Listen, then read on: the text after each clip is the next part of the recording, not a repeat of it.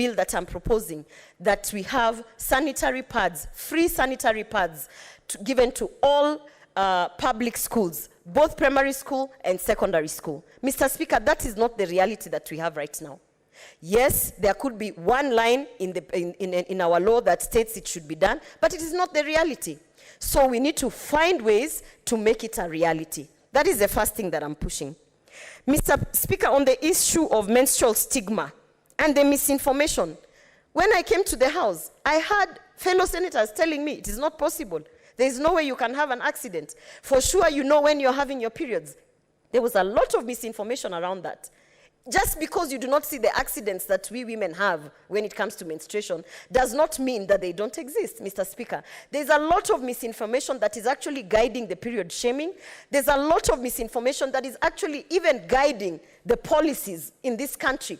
And the problem that we have had, Mr. Speaker, is that those who are drafting the policies and the laws actually do not understand what it means to bleed continuously without dying for 7 days and having to manage that.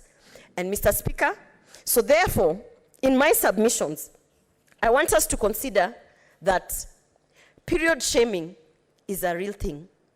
We had a girl who actually committed suicide because she stained her dress, and the teacher made some comments that actually, devastated her, made her feel so ashamed that she took her own life, Mr. Speaker.